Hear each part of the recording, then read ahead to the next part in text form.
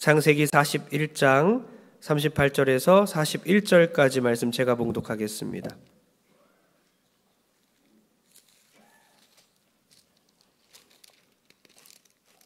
(41장) 38절에서 41절입니다. 바로가 그의 신하들에게 이르되 이와 같이 하나님의 영에 감동된 사람을 우리가 어찌 찾을 수 있으리요 하고 요셉에게 이르되 하나님이 이 모든 것을 내게 보이셨으니 너와 같이 명철하고 지혜 있는 자가 없도다. 너는 내 집을 다스리라. 내 백성이 다 내 명령에 복종하리니 내가 너보다 높은 것은 내 왕자뿐이니라. 바로가 또 요셉에게 이르되 내가 너를 애굽 온 땅의 총리가 되게 하노라 하고. 아멘. 오늘 이렇게 인사했으면 좋겠어요. 오늘 당신의 고난이 해석될 줄 믿습니다. 오늘 당신의 고난이 해석되길 바랍니다.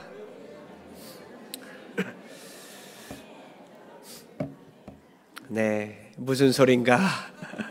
설교를 좀 들으면 이해하실 거예요. 유대인의 탈무드 이야기 중에 이런 얘기가 있어요. 아버지와 아들 둘이 이제 사막의 길을 걷고 있는데 길을 잃어버렸어요. 음식과 물도 다 떨어졌고 이제는 더 이상 견딜 수 없는 상황에 도달했습니다. 걸을 힘조차 없고 서 있을 힘조차 없게 돼요. 그래서 굶주림과 목마름으로 이제 죽을 지경에 이르렀는데요. 아들의 눈에 멀리서 무덤이 보이는 겁니다. 그 무덤을 보자마자 본능적으로 아들은 절망했습니다. 죽음을 생각했고 아버지에게 이렇게 말했어요. 아버지, 우리도 이제 저렇게 되겠네요. 그러나 아버지는 오히려 정반대로 희망적인 말을 하는 거예요. 아들아, 소망을 가져라. 무덤이 있다는 것은 이 근처에 마을이 있다는 증거란다. 사람이 가까이 살고 있으니 우리 마지막 힘을 다하여 찾아보자꾸나. 똑같은 무덤을 보고 한 사람은 절망했고 한 사람은 소망을 갖게 되었다라는 것입니다. 그러니까 관점에 따라서 어떠한 한 사건이 정반대 해석을 갖게 된다는 거죠. 오늘 우리의 인생을 우리는 해석해내야 합니다. 우리가 고난을 만날 때에 이 고난이 나를 해롭게 하고 결국 나를 죽게 만들 것인가? 우리는 이렇게 해석합니까? 아니면 고난을 만날 때 그 고난을 통해 하나님 나에게 말씀하고 계시고 나를 훈련하고 계시는구나, 이렇게 해석할 것인가? 오늘 말씀 통해 우리의 지난 그 고난들이 해석이 되고 현재 처한 상황이 해석이 되는 귀한 은혜의 시간 되길 축복합니다. 우리가 꼭 알아야 할 것은 고난이 왔을 때 이 고난 제자훈련이구나. 하나님이 지금 나를 직접 제자훈련시키는구나. 그러니까 고난이 왔을 때 훈련이구나. 고난, 훈련. 이렇게 이해하는 여러분 됐으면 좋겠습니다. 1절 다 같이 읽겠습니다. 1절입니다. 시작. 2년 후에 바로가 꿈을 꾼즉 자기가 나일강가에 서 있는데. 아멘. 만 2년 만에 2년 꽉 채워서 지금 24개월, 그런데 24개월 이 2년만 말하는 걸까요? 이 만 24개월, 이 만 2년은 너무나 중요한 그런 단어입니다. 시작부터 만 2년 후에 바로가 꿈을 꾸었다 했어요. 어떻습니까? 우리가 퍼뜩 생각하기로는 이 전주의 설교 가운데 요셉에게 은혜를 입은 그 술 맡은 관원장이 감옥에서 풀려나면서 요셉이 자기를 기억해달라고 했지만 그것을 잊어버리죠. 요셉에게 무심했고 요셉의 존재를 잊어버렸어요. 그리고 나서 2년이 지났다는 뜻입니다. 네, 그냥 2년이 아니에요. 보면 요셉이 17세에 노예로 팔려갔고 10년 동안 종살이했고 27세가 되어서 이제 누명을 쓰고 감옥에 들어가죠. 그러나 풀려날 기회가 있었는데 2년 동안 또 잊혀짐을 당해서 또 2년을 더 채웁니다. 그러니까 총 13년의 시간을 말하는 거예요. 요즘 말로 하면 이겁니다. 17세 때 이제 고1이죠. 고1 때 새우잡이배에 팔려가서 10년 동안 일을 했더라.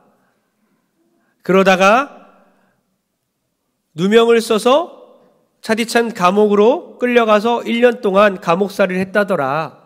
모범수로 1년을 보냈는데 풀려날 기회가 있었지만 다시 수포로 돌아가서 2년 동안 또 징역을 살았더라. 총 도합 13년 동안 괴로운 시절을 보냈다. 이런 이야기예요. 그러니까 요셉에게 있어서 10대와 20대는 정말 지옥 같았을 것입니다. 그러나 그가 버틸 수 있었던 것은 오직 하나님이 함께 하셨기 때문이라는 거죠. 여러분 생각해 보십시오. 왜 요셉에게 극심한 고난을 허락하셨을까? 하나님은 요셉이 애굽에 도착하자마자 바로를 만날 수도 있었을 텐데, 그렇게 하실 수 있었는데, 하나님은 왜 13년의 세월을 그에게 고난을 허락하셨고, 고난을 당하게 하셨고, 결국엔 가족에게 버려진 지 10년, 모함을 당해서 1년 더, 또 잊혀짐을 당해서 2년 더, 총 버려짐과 잊혀짐과 모함을 통해서 13년 동안 그는 고난을 당했다는 거예요. 왜 이런 고난을 하나님이 13년의 고난을 허락하셨을까? 훈련이었다는 것입니다. 이 훈련을 통해 요셉의 인생관이 형성되는 거예요. 요셉의 신앙이 형성되는 것입니다. 요셉은 이 훈련을 통해 총리로서의 역할을 배우고 있었던 것입니다. 하나님을 바라보는 법을 배웁니다. 고난 가운데 인내하는 법을 배웁니다. 하나님의 사람으로서 조금씩 성장하면서 훈련되어 가는 거예요. 여러분, 약한 나로 강하게라는 찬양 아세요? 약한 나로 강하게. 너무나 좋은 찬양이잖아요. 가난한 날 부하게, 눈먼 날 볼 수 있게 주 내게 행하셨네. 제가 이 찬양을 묵상하다가 이런 생각을 해봤습니다. 내가 정말 가난한가? 내가 정말 약한가? 내가 정말 눈이 멀었나? 난 너무 강하고, 난 너무 부유하고, 난 너무 세상을 많이 보고 있는 건 아닌가? 주님, 나를 약하게 하소서. 주님, 나를 가난하게 하소서. 주님, 내 눈을 볼 수 없게 하셔서 주님만을 바라보게 하소서. 그래서 하나님께 내가 제자 훈련 받아 하나님이 쓰시는 도구가 되게 도와주소서. 이렇게 묵상하는 중에 이 찬양을 제가 거꾸로 불러봤어요.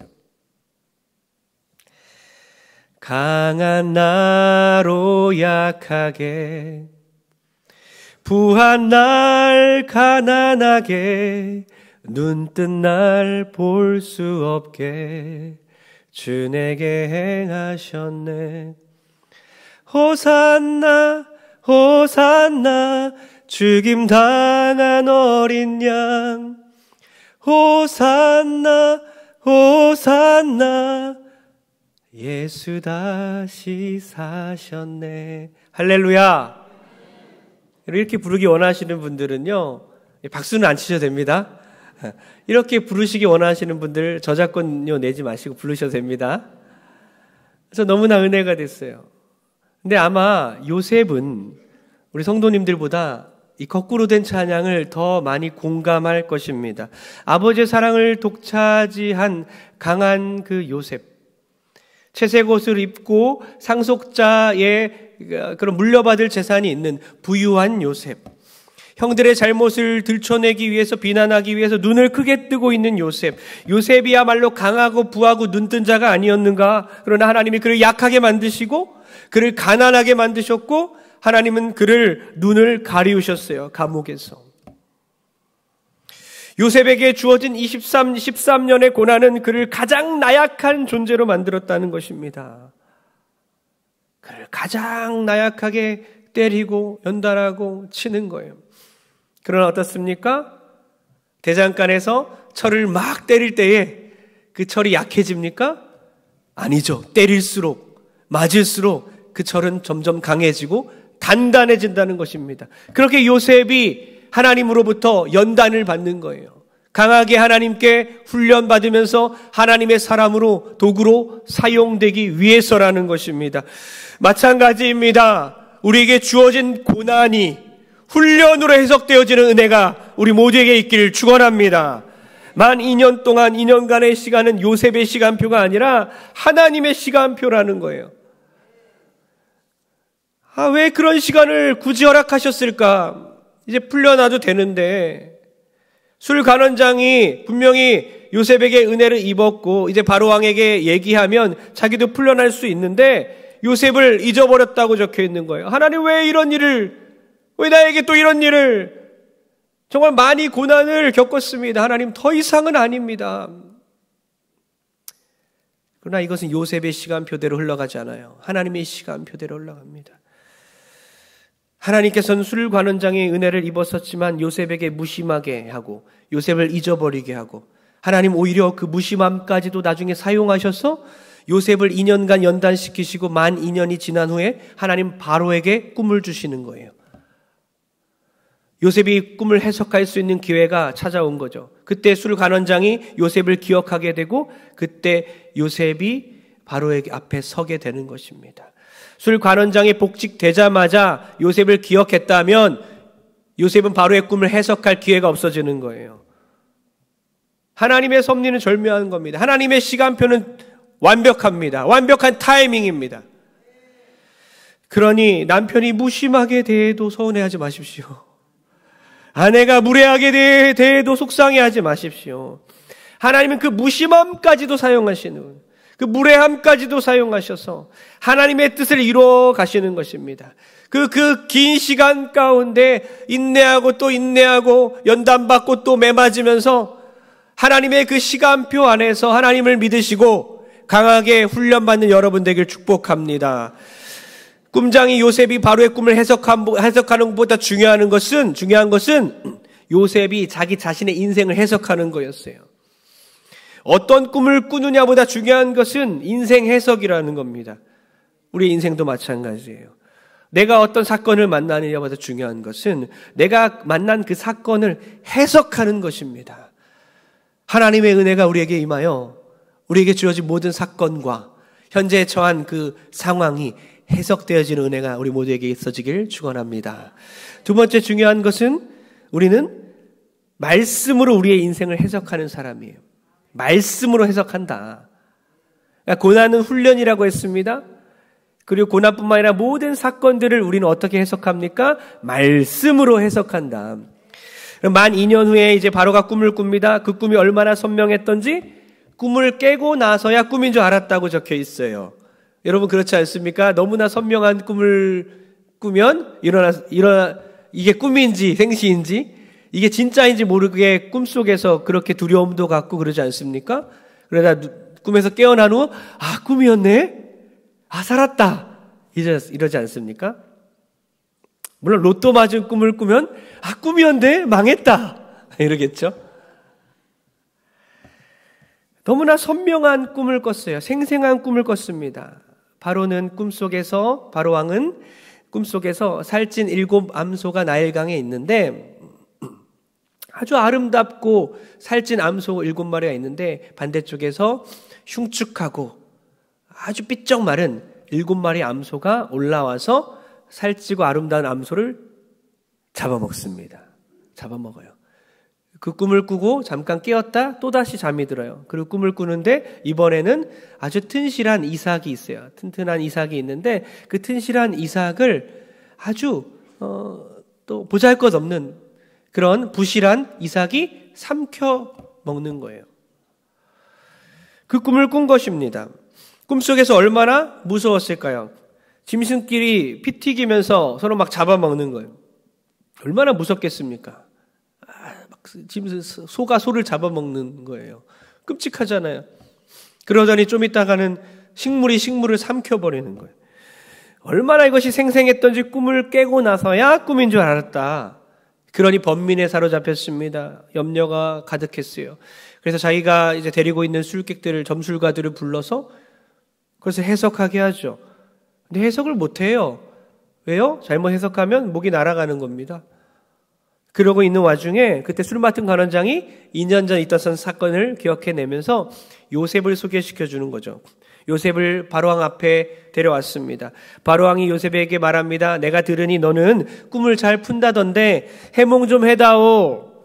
그러자 요셉이 이렇게 말하죠. 25절을 다 같이 읽겠습니다.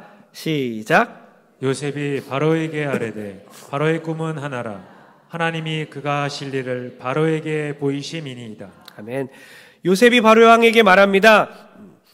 바로왕의 꿈은 하나입니다. 2가지 꿈을 꿨지만 똑같은 얘기입니다 하면서 하나님이 바로왕에게 하실 일을 보여준 것입니다. 누가요?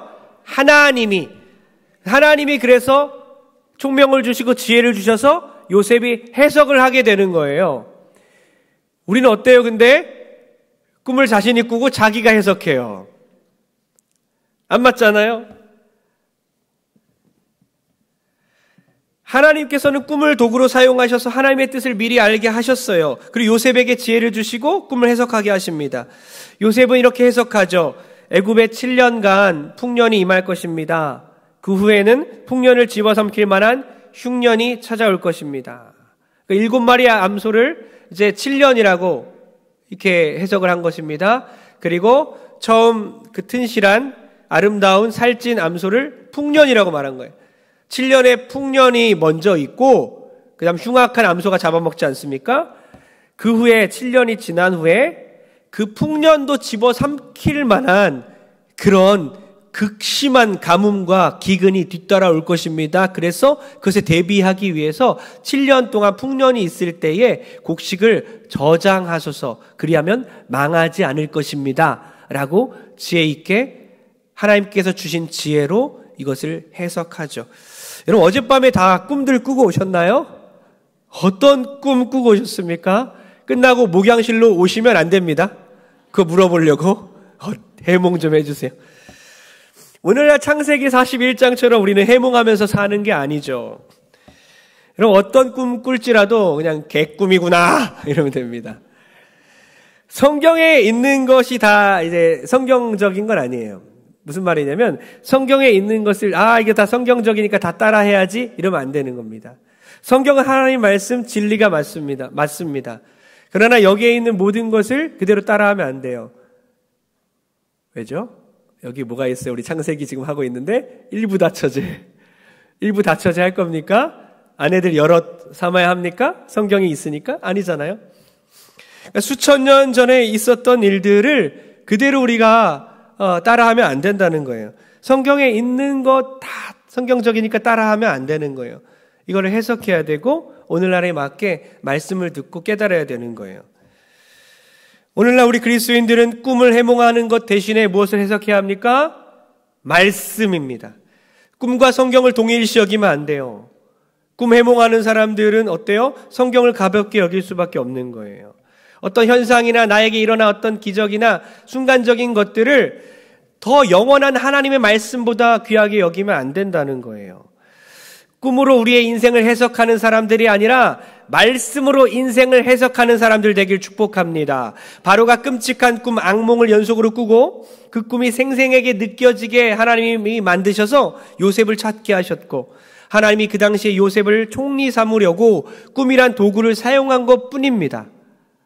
오늘날은 말씀을 사용하시고 계세요. 말씀이 완성됐기 때문에 하나님은 말씀으로 말하고 있는 거예요. 설교로, 저 같은 스피커로 설교를 통해 하나님은 여러분들에게 성령을 통해 말씀하고 계신 것입니다. 모든 인간은 꿈을 꾸고 살아요. 모든 꿈속에서 생각들이 다 꿈이에요. 그런데 그 꿈들이 순간 딱 일어났을 때 생각이 나면 그 꿈인 거고, 자고 있는 동시에 일어나는 모든 현상들과 자고 있을 때 계속 머릿속에 생각이 나고 있지 않습니까? 근데 꿈을 꿨다고 이거 뭐야 무슨 꿈이냐 하면서 억지 해몽하고 맹신하고 꿈 사고 팔고 평생 여러분 꿈 기억하지 못해도 상관없어요. 요셉도 자기 꿈 기억하지도 못합니다. 자기가 무슨 꿈을 소년 때 꿨었는지 기억하지도 못해요. 나중에 기억합니다. 총리가 되고 나서야 그 꿈이 그거였구나. 하나님께서는 오늘날 꿈으로 말씀하시지 아니하고 통상적으로 성경으로 말씀하시고 성경 해석자를 요셉처럼 사용하시며 여러분들이 말씀을 통해서 인생을 해석하기 원하시는 거예요. 요셉은 꿈장이입니다. 해몽으로 인생 역전한 사람이죠. 오늘날 우리가 해몽으로 인해서 인생 역전하진 않습니다. 여러분, 꿈 해석이 아니라 말씀 해석으로 인생 역전한 여러분 되길 축복합니다. 하나님의 말씀을 듣고 순종하는 것으로 우리의 인생이 승리하게 될 줄 믿습니다.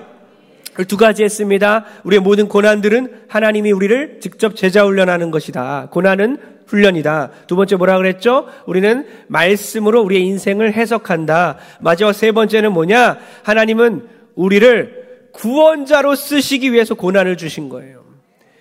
왜 제자 훈련 받게 하셨는가? 왜 그 긴 기간 동안, 왜 지금도 끝나지 않는 너무 가혹하신 하나님이 제자 훈련이 너무 빡셉니다. 너무 힘들어요, 하나님. 그러나 이 제자 훈련을 통해서, 고난을 통해서 우리는 구원자로서, 하나님의 구원자로서, 때로는 상처받은 치유자로서, 많은 영혼들을 살리고 생명을 보존하는 자로서 하나님 우리를 사용하기 원하신다는 거예요. 41절을 읽겠습니다. 41절입니다. 시작.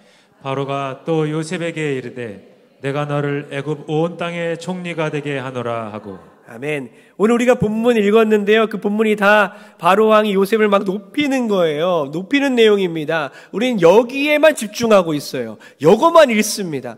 요셉의 그 삶이 어떤지는 해석은 안 하고 딱 총리가 됐으니까, 야, 총리가 돼야 되는데 우리 자녀도, 야, 나도 높임을 받아야 하는데, 나도 바로 다음 그 2인자의 자리에 버금술에 한번 타보고 싶다. 좋은 차 한번 타보고 싶다. 성공하고 싶다. 명예를 누리고 싶다. 총리가 되는 것에 요셉의 스토리를 그렇게 초점을 맞추면 안 된다는 거예요. 여러분 17세에 노예로 팔려와서 30세에 그 나라의 2인자가 됐어요. 이방 나라 애굽 대국이죠. 그 대국의 2인자가 됐어요. 타고난 그 해몽 기술을 통해서 인생 역전하는 정말 감동적인 휴먼 드라마 자수성가 이야기인가? 아니라는 거죠. 하나님의 구원에 대한 히스토리라는 겁니다. 구원의 히스토리, 구원의 역사라는 거예요. 역사를 뜻하는 그 히스토리, 영어가 히스토리가 뭐죠? 히스 스토리를 붙인 거 아닙니까? 히스 스토리를 히스토리라고 해요. 히스 스토리 누구죠? 누구의 이야기? 그의 이야기. 바로 하나님의 이야기. 예수님의 이야기. 그의 이야기가 바로 역사입니다. 하나님의 그 구원의 역사가 이 요셉의 이야기 가운데 있는 거예요. 여러분 현재 요셉의 상태가 무슨 상태입니까? 바로 왕에게 가기 전에 그냥 강간미수범입니다. 강간미수범. 감옥에 갇힌 죄 지은 노예일 뿐인 거예요. 그런데 이런 밑바닥까지 내려와 있는 그 요셉이 세계적인 나라 애굽의 그 바로 왕이 그를 2인자로 삼았다는 거예요. 이보다 빠른 수직 상승이 어디 있습니까? 고속 승진을 한 것입니다. 아무 백도 없었던 그가 30세의 나이에 바로왕 다음 자리에 앉게 된 거예요. 근데 총리에 집중하면서 여러분 왜 요셉을 총리 삼으신 걸까? 왜 요셉을 이 어린 나이에 애굽의 총리를 삼으신 걸까?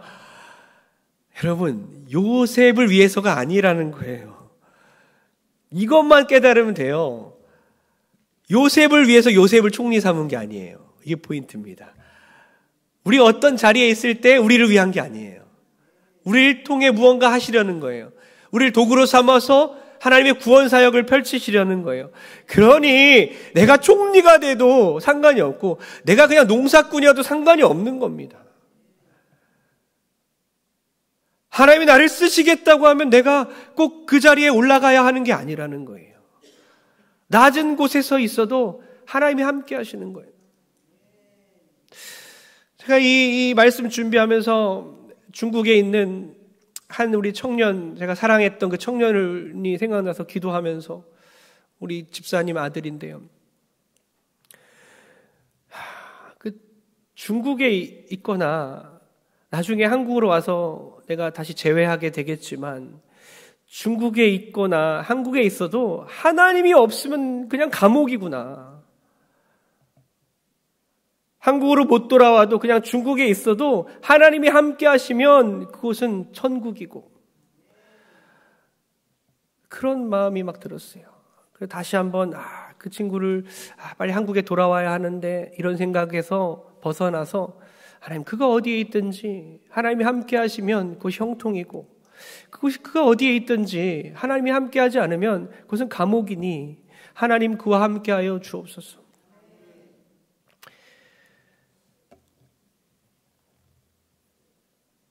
왜 요셉을 총리 삼으셨을까?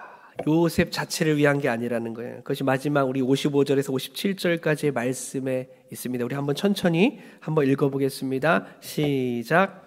애굽 온 땅이 굶주림에 백성이 바로에게 부르짖어 양식을 구하는지라. 바로가 애굽 모든 백성에게 이르되 요셉에게 가서 그가 너희에게 이르는 대로 하라 하니라. 온 지면에 기근이 있음에 요셉이 모든 창고를 열고 애굽 백성에게 팔세 애굽 땅에 기근이 심하며 각국 백성도 양식을 사려고 애굽으로 돌아와 요셉에게 이르렀으니 기근이 온 세상에 심함이었더라. 아멘. 마지막 이 구절로 오늘 41장이 마무리가 되는데요. 요셉이 총리가 됐는데 총리가 되는 것 자체가 목적이 아니라 택함 받은 백성이 구원받는 것이 목적이었어요. 더 넓게는 요셉을 통해서 애굽 모든 백성들이 구원을 얻습니다. 기근을 통해 다 죽게 되었지만 하나님께서 세운 이 요셉을 통해서 풍년이었을 때 곡식을 저장하게 하셔서 나중에 극심한 기근과 가뭄일 때에 애굽 백성들을 다 살리셨고 그 주변에 있는 민족들을 살리셨고 또한 이스라엘 백성들, 요셉의 아버지와 그 형제들을 다 구원하는 계기가 됐다는 것입니다. 이게 포인트라는 거예요. 요셉의 이름의 의미가 뭔지 아십니까? 바로가 요셉에게 이름을 붙여주는데요. 사브낫 바네아라는 이름을 붙여줍니다. 무슨 뜻입니까? 세상의 구원자, 생명의 보존자이다. 바로 요셉이 애굽이란 나라를 구하고 그 주변 국가들을 구하고 또 이스라엘 백성들을 구했다는 거예요. 온 가족들의 생명의 보존자가 됐다는 것입니다. 요셉이 누구를 예표하죠? 예수 그리스도를 예표하는 거예요. 생명의 보존자, 우리를 구원하신 예수 그리스도. 여러분, 애굽을 구원하고 이스라엘 백성들을 구원하는 그 요셉처럼 우리는 어떻습니까? 우리는 누구를 구원할 것인가? 하나님 우리에게 어떤 꿈을 갖고 계신가? 하나님 우리를 통해서 누구를 살리기 원하시는가?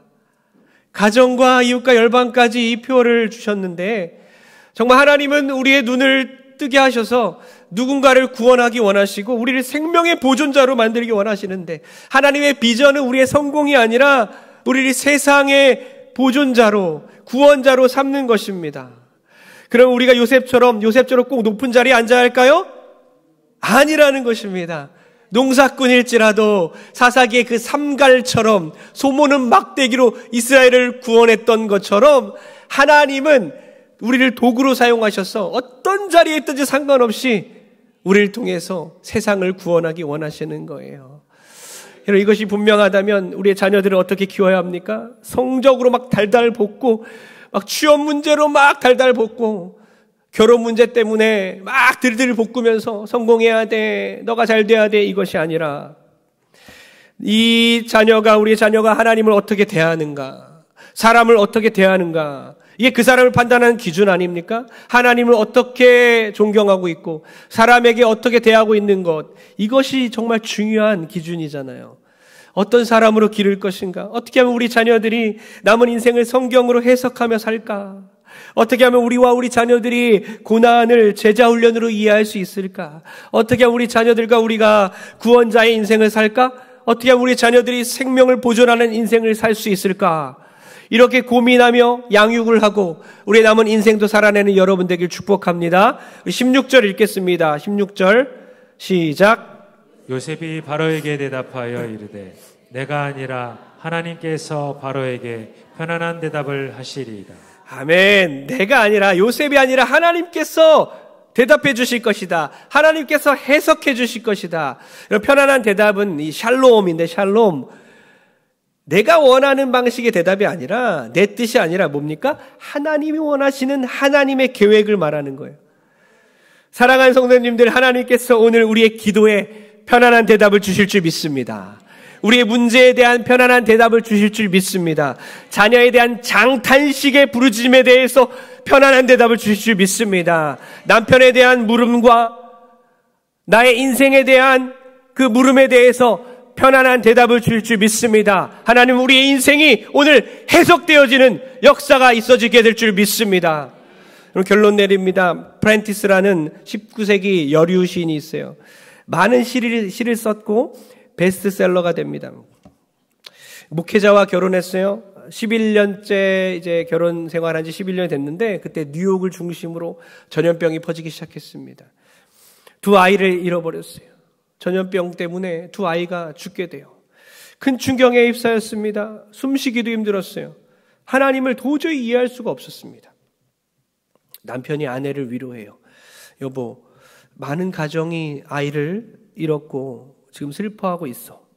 지금이야말로 우리가 성도들에게 우리가 가르쳐왔던 하나님의 말씀을 실천할 때가 온 것 같소. 우리의 기쁨과 소망은 하나님이지 않소. 우리가 이해 못하는 그 하나님의 크신 계획이 있을 것이요. 이럴 때일수록 우리가 아브라함의 믿음을 가지고 하나님을 더욱 의지합시다. 아이들은 더 좋은 곳에 우리 주님과 함께 있을 것이요. 아내는 이 남편의 위로를 받고 예수님의 십자가의 사랑을 다시 깨닫기 시작하고 그 십자가 고난을 감당하시기 위해서 죽기까지 우리 인간을 사랑하신 그 주님의 사랑을 깨닫게 됩니다. 그리고 주님에 대한 원망이 변하여 사랑으로 다가오기 시작했고 시를 써내려갑니다. 그 시가 바로 내 구주 예수를 더욱 사랑이란 찬양이에요. 1절 주님께 엎드려 비는 말 오직 내 구주 예수를 더욱 사랑합니다. 2절 이전에는 세상 낙을 기뻐했지만 이제는 예수님만 기뻐하겠습니다. 이렇게 딱 적었는데 더 이상 생각이 나지 않는 거예요. 글쓰기를 멈췄어요. 세월이 흐르고 흘러서 두 아이를 잃은 지 13년이란 세월이 흘렀습니다. 남편은 그 미완성의 시를 계속 써보라고 아내를 격려합니다. 프랜티스는 아이들은 잃은 슬픔을 다시 들춰내기가 무서웠어요. 괴로웠습니다. 그러나 우리를 위해 죽으신 예수님이 그 주신 사랑과는 비교할 수 없었기 때문에 3절과 4절을 용기 내어 쓰기 시작합니다. 이 세상 떠날 때 찬양하고 숨질 때 하는 말 이것일세. 다만 내 비는 말 내 구주 예수를 더욱 사랑, 더욱 사랑. 이 13년의 긴 세월이 지난 후에 숨질 때까지도 주님을 사랑한다는 그 고백, 그 위대한 찬송시를 남겼습니다. 사랑하는 성도님들, 두 아이를 잃은 슬픔을 해석하는 것이 무려 13년이 흘렀지만 그 13년의 기간 동안 하나님은 그녀를 놓지 않으시고 붙들고 계셨어요. 마찬가지로 요셉도 13년의 고난 가운데 하나님이 여전히 요셉을 사랑하셨습니다. 13년 혹은 더 이상이 될 수도 있죠. 자녀를 잃은 성도님들도 우리 교회 성도님 가운데 자녀 잃은 슬픔을 가진 분들이 있잖아요. 평생 가슴에 묻고 사는 분도 있고요. 평생 불치병 때문에 13년이 뭡니까? 평생 죽을 때까지 이 고통과 싸워야 되는 분도 있습니다. 그러나 하나님은 우리를 여전히 사랑한 줄 믿습니다. 우리는 고난이라고 쓰고 훈련이라고 읽습니다. 우리는 실패라고 쓰고 은혜라고 읽습니다. 우리는 버려짐이라고 쓰고 하나님의 돌보심이라고 읽습니다. 우리는 잊혀짐이라고 쓰고 하나님의 기억하심이라고 읽습니다. 하나님 우리를 지금도 고난으로 훈련하고 계시고 우리를 복음 전하는 사명자로 만들시기 위하여 생명의 보존자로 삼기 위하여 지금도 우리에게 고난 주시며 그 고난을 말씀으로 해석하기 원하십니다. 그 하나님의 뜻을 깨닫고 남은 모든 고난과 남은 모든 인생을 기쁨으로 감내하시는 저 여러분 되길 주의 이름으로 축원합니다.